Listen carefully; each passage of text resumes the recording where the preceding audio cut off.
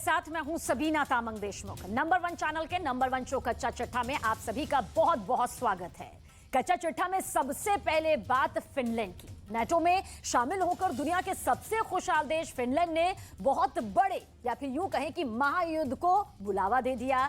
Vladimir Putin ने 350 परमाणु बमों को सिर्फ फिनलैंड के लिए रिजर्व भी कर दिया। ये सभी परमाणु बम फिनलैंड के काफी करीब पहुंच चुके हैं। नेटो फिनलैंड के रास्ते रूस को घेरने में लगा हुआ था और पुतिन हैं जिन्होंने फिनलैंड में ही नेटो सेना की कब्र खोदने की अब कसम भी खा ली है। पूरी दुनिया को अब यही खौफ सता रहा है कि परमाणु हमला क्या वाकई अब होने वाला है।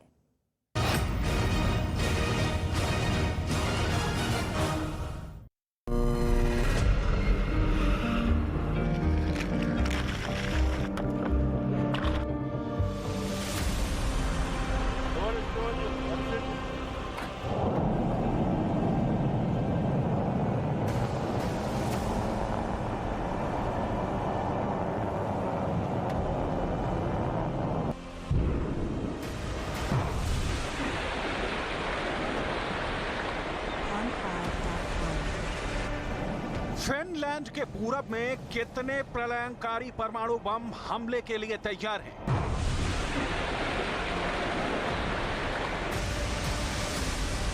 फिनलैंड के पूरब में रूस की न्यूक्लियर फोर्स कितने और परमाणु बम पहुंचा रही है?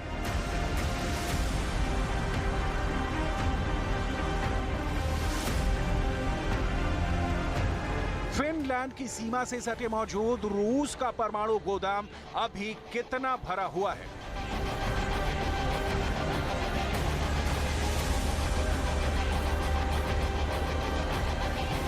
फिनलैंड के पड़ोस के समंदर में रूस के परमाणु हथियारों की गश्ती क्यों बढ़ गई है?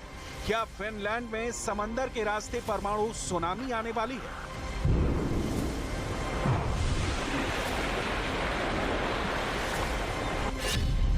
ये सवाल इसलिए खड़े हो गए हैं क्योंकि रूस के पड़ोस में नाटो की सेना जमा हो रही है। फिनलैंड की सुरक्षा के लिए नाटो के टैंक फिनलैंड पहुंचेंगे। नाटो की घातक मिसाइलें रूस की सीमा के करीब लगाने के लिए फिनलैंड आएंगी। नाटो के लड़ाकू विमान फिनलैंड में लैंड होंगे। रूस को नजर में रखकर नाटो फिनलैंड में अपने हथियारों का नया गोदाम बनाएगा। जहां रखे एक एक हथियार पर पुतिन की सेना का नाम होगा। यही वजह है कि रूस की सेना भी अपनी नजर फिनलैंड सीमा की ओर कर रही है। फिनलैंड के बॉर्डर पर रूस के न्यूक्लियर बॉम्बर देख चुके हैं। रूस के ये ऐसे बॉम्बर हैं जो आसमान के रास्ते परमाणु हथियार ले जाने में सक्षम है। फिनलैंड के नाटो में शामिल होने के फैसले के बाद रूस ने अपनी पश्चिमी सीमा पर और पैरामिलिट्री यूनिट तैनात कर दिया था। अब फिनलैंड के बॉर्डर पर रूस की बटालियन 24x7 चौकन्ना रहने वाली है, क्योंकि रूस को अब फिनलैंड सीमा पर नाटो से दो हाथ करना है। ऐसे में सवाल है कि क्या फिनलैंड के नाटो में शामिल होने की पहल का जवाब पुतिन परमाणु बम से देने वाले हैं?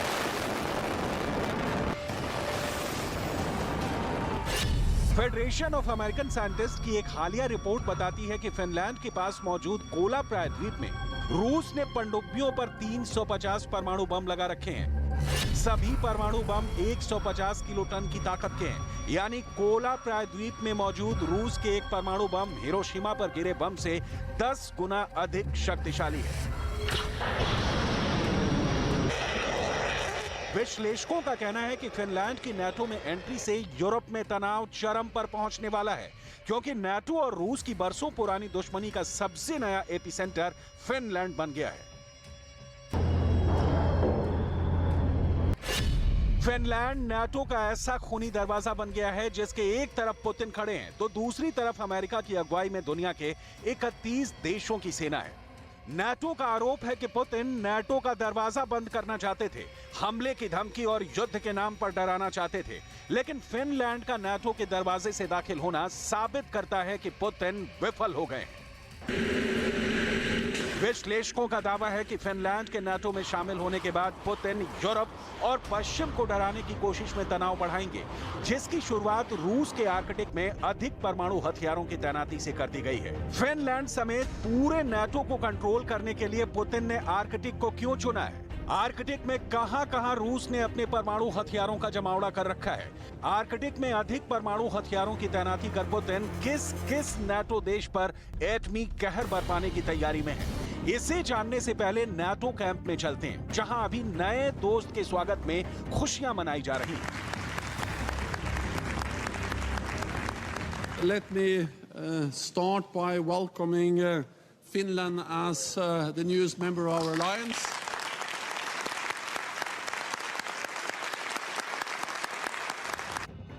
नाटो का दावा है कि फिनलैंड का नाटो में शामिल होना रूस के लिए बहुत बड़ा खतरा है, क्योंकि फिनलैंड 1340 किलोमीटर लंबा बॉर्डर रूस के साथ साझा करता है। फिनलैंड के रास्ते नाटो की पहुंच अब रूस के परमाणु अड्डे तक हो गई है। पुतिन के गुप्त परमाणु ठिकाने अब सीधे नाटो के निशाने पर आ गए हैं।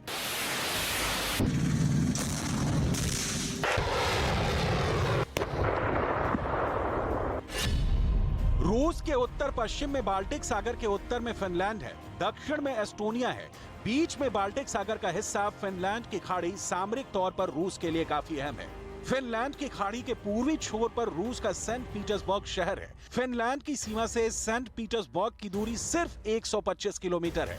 सेंट पीटर्सबर्ग में ही पुतिन का जन्म हुआ था। सेंट पीटर्सबर्ग रूस की आर्थिक राजधानी है। इसी शहर में रूस के सबसे ज्यादा अरबपति रहते हैं, जहां किसी भी तरह का नुकसान पुतिन को मंजूर नहीं।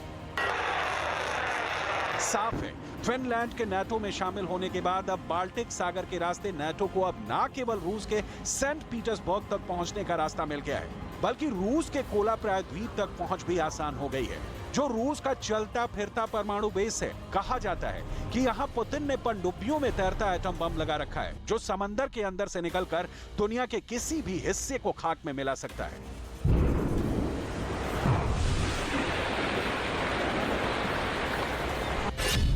कोला प्रायद्वीप में रूस ने बड़े पैमाने पर परमाणु हथियार जमा कर रखे हैं। कोला प्रायद्वीप का छोटा सा इलाका रूस की परमाणु मिसाइल से लैस सबमरीन का पावरफुल सेंटर है। यहीं से आर्कटिक की गश्त भी की जाती है। फिनलैंड के नाटो में शामिल होने के बाद अब दावा किया जा रहा है कि पुतिन ने यूरोप में नाटो से भिड़ने की पूरी तैयारी कर ली है।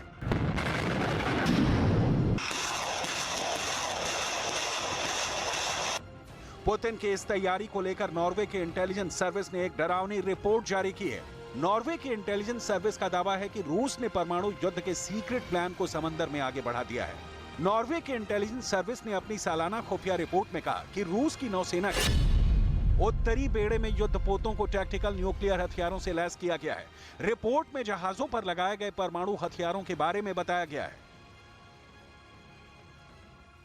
रिपोर्ट में दावा किया गया है कि 30 साल में यह पहली बार है जब रूस का बेड़ा परमाणु हथियारों के साथ समंदर में उतरा है। रिपोर्ट में कहा गया है कि इन परमाणु हथियारों का एक बड़ा हिस्सा रूस की नौसेना के उत्तरी बेड़े की पनडुब्बियों और जहाजों पर तैनात है। रिपोर्ट के मुताबिक शीत युद्ध के दौरान सोवियत संघ के उत्तरी बेड़े का युद्धपोत अक्सर परमाणु हथियारों से लैस होकर समुद्र में जाते थे, लेकिन शीत युद्ध के बाद यह पहली बार है जब रूस की सेना ने परमाणु हथियारों के साथ युद्धपोतों को समंदर में तैनात किया है। नॉर्वे की इंटेलिजेंस सर्विस रिपोर्ट में दावा किया गया है कि टैक्टिकल न्यूक्लियर हथियारों से लैस युद्धपोत और पनडुब्बियों को रूस ने आर्कटिक सागर और बाल्टिक सागर में एक साथ उतार दिया है। आर्कटिक सागर और बाल्टिक सागर में टैक्टिकल न्यूक्लियर हथियारों की मौजूदगी को नाटो देशों के लिए एक गंभीर खतरा बताया गया है, क्योंकि रूस का सबसे नया दुश्मन फिनलैंड के साथ ही Denmark, Sweden, Estonia, Latvia, Lithuania, Poland और जर्मनी की सीमा बाल्टिक सागर से जुड़ी हुई है। वहीं आर्कटिक सागर में परमाणु हथियारों से लैस युद्धपोत और पनडुब्बियों से सीधा खतरा नॉर्वे, स्वीडन, फिनलैंड और अमेरिका तक को है।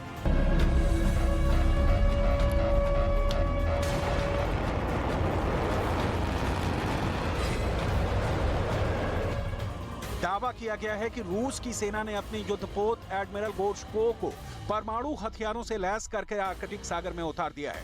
दरअसल आर्कटिक क्षेत्र की जिम्मेदारी रूस के उत्तरी बेड़े के पास है।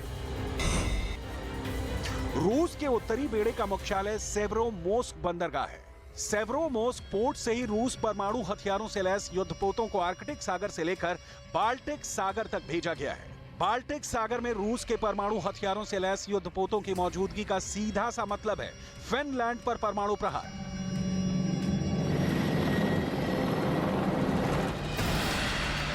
नाटो को डराने के साथ साथ रूस का नया टारगेट आर्कटिक नाम का बर्फ का ऐसा दरिया है जहां परमाणु युद्ध करके कब्जा पाना है। दरअसल विशेषज्ञों का मानना है कि आर्कटिक पर वर्चस्व स्थापित कर रूस नाटो को मात देना चाहता है। आने वाले दिनों में किसका होगा, इसकी लड़ाई अभी से शुरू हो गई है।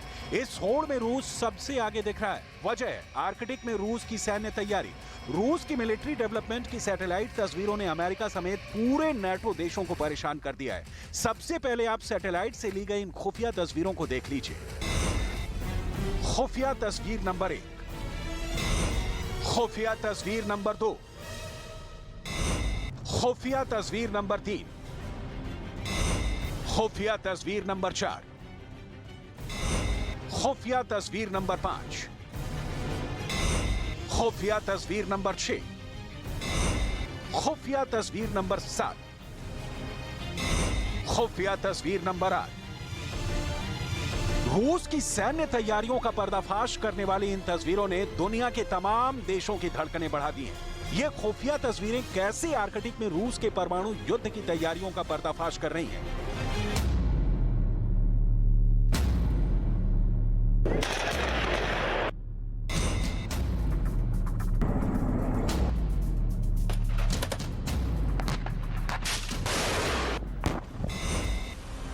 इसी मकसद से रूस फिनलैंड की सीमा से करीब 160 किलोमीटर दूर उत्तर पश्चिम रूस में ओलेनोगॉर्स्क में लगातार रेडार स्टेशनों को बढ़ा रहा है। ये रेडार फिनलैंड और नॉर्वे की सीमा से 400 किलोमीटर दूर बैरेंट्स सागर के तट पर पश्चिमी रूसी शहर ओस्ट्रोवोनॉय में भी बनाए जा रहे हैं। इसी तरह का निर्माण आर्कटिक सर्कल के ऊपर रूस के उत्तरी तट के करीब वोरकुटा में एक बेस पर किया जा रहा है। रडार सिस्टम का विकास रूस के उत्तर पूर्व में टिक्सी एयर डिफेंस साइट पर भी किया गया है। इसी तरह रूस की सेना आर्कटिक महासागर के द्वीप में मौजूद रूस की सबसे उत्तरी सैन्य ठिकाने नगस्कोय हवाई अड्डे पर रनवे में सुधार कर रहा है। ऐसे ही पूर्वोत्तर रूस की मुख्य भूमि के तट से लगे कोटलनी द्वीप पर बने टेम्प एयर बेस के रनवे को भी आधुनिक बनाया गया है। रूसी सेना की यह तैयारी नाटो के फिनलैंड वाले फॉर्मूले का काट माना जा रहा है। पुतिन के भविष्य वाले वॉर प्लान का संकेत दे रही हैं। नाटो के खिलाफ ये पुतिन का नया कॉन्फिडेंस है, ऐसा आत्मविश्वास जो उन्हें यूक्रेन के बाद दूसरे युद्ध के लिए तैयार कर रहा है। ऐसे में सवाल है, क्या यूक्रेन के बाद फिनलैंड का नंबर है, जिसकी धरती पर धावा बोलकर पुतिन सीधे नाटो के घमंड को चकनाचूर करने की तैयारी में है।